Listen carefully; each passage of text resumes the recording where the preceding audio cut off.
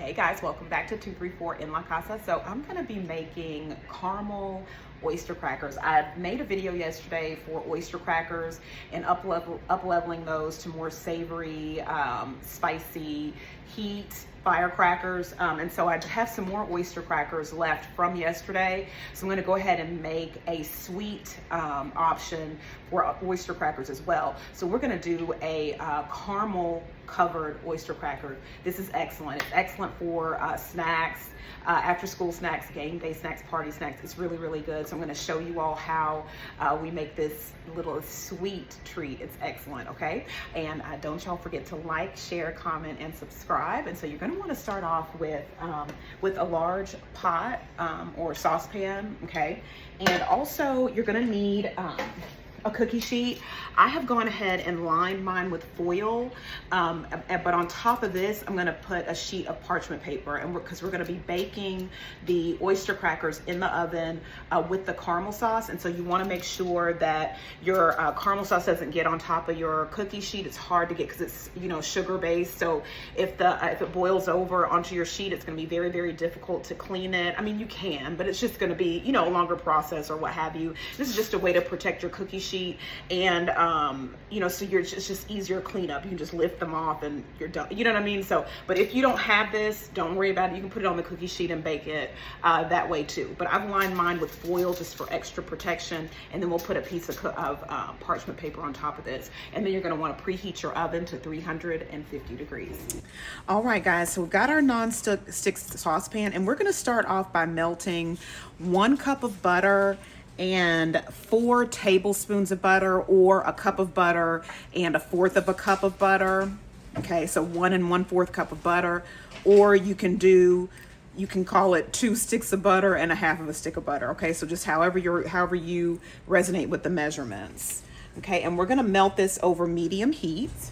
Okay guys, so our butter has melted completely, and so to this we're gonna add 1 1/2 cups of brown sugar. And I'm gonna add 1/4 of a teaspoon of cinnamon.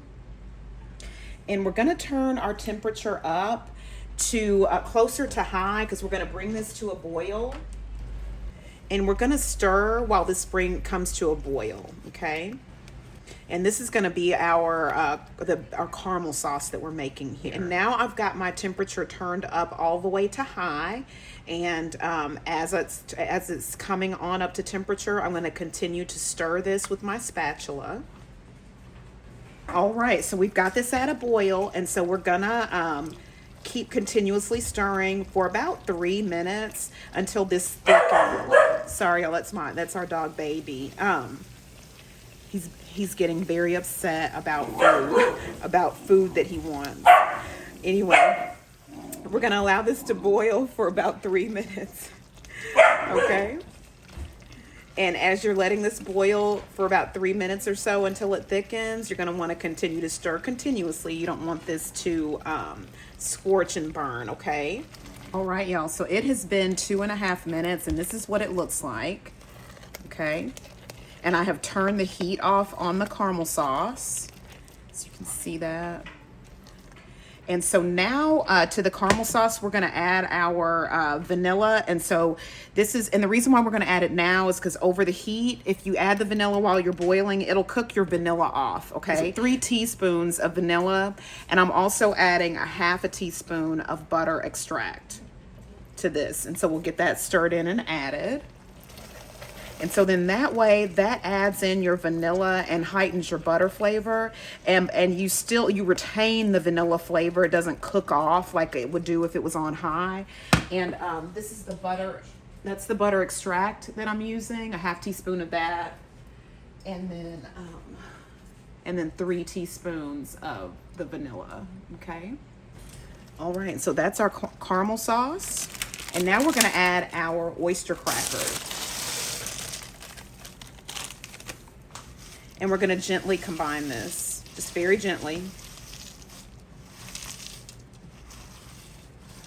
Okay, gonna add another bag of oyster crackers. This is gonna be 1/2 of another 9-ounce bag, and we're gonna gently fold and combine.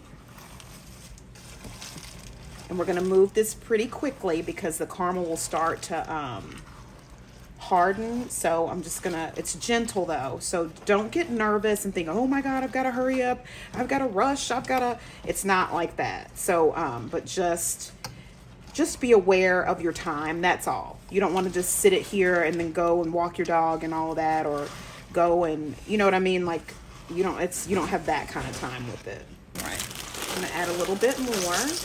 And so then that's gonna be, I've left about 1/4 of my bag of oyster crackers in the bag, okay, of the 9-ounce bag, plus another 1/2 of a 9-ounce bag. And that's gonna be just enough caramel for that amount of oyster crackers. And very gently, because we don't wanna break the crackers or anything like that. And so using like a silicone spatula helps to prevent you from breaking up your crackers or whatever, and just very gently, you know, you don't want to be heavy-handed, okay? And so then now, here we are with our cookie sheet, oven already preheated to 350 degrees, and I'm gonna place my parchment paper here, okay? And we're gonna pour our oyster crackers onto the cookie sheet, and then we're gonna spread these into an even layer.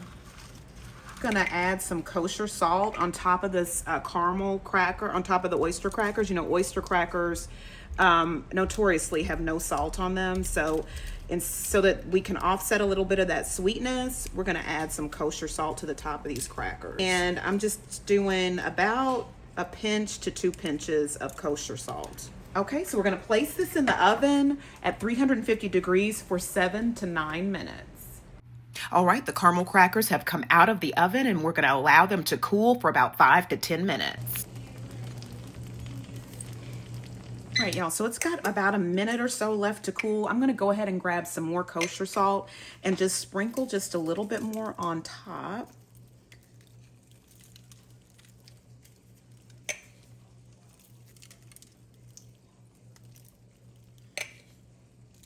And so that's about maybe a pinch of kosher salt there. All right, guys, so it has been 8 minutes. And so now I'm just gonna lift these off the cookie sheet. All right, guys, so there's the finished product. And I just mixed them all together so that the salt could meld in with the crackers that are underneath. These are so good. And you could even pair this with some pecans if you wanted to, like, you know, have some caramel pecans added in with these oyster crackers, caramel oyster crackers. They are so good. Just the right amount of salt as well to kind of offset the sweetness. And this gives you an alternative if you want to have like a little snack. It's kind of like Crunch and Munch, but only better. It's homemade. It's not, you know, mass produced, a lot of chemicals and things like that. This is excellent. And like I said, you could even mix this, once this is cool completely, you could mix this with some chocolate chips, along with your nuts, you know, the pecans or walnuts that you've already added in when you baked all of this stuff. You could bake your walnuts, you know, have your candied pecans and all that with this, and then allow everything to cool completely, of course, and then add you some chocolate chips, or you could just drizzle some chocolate on there and allow that drizzled chocolate to cool as well with your caramel and everything like that, and have like a caramel chocolate pecan walnut mix. I mean, it's very versatile, and it is an excellent snack. So I invite you to try this at your next you know, as a party snack or game day snack, or it actually makes an excellent gift as well with the holiday season coming up stateside. People love to, you know, give away homemade treats and things like that as gifts, and this is a great one. Crispy, sweet, salty, and highly addictive. It's really good. All right, I'll see y'all later. Sending so much love to you all. Have a great evening. See you later.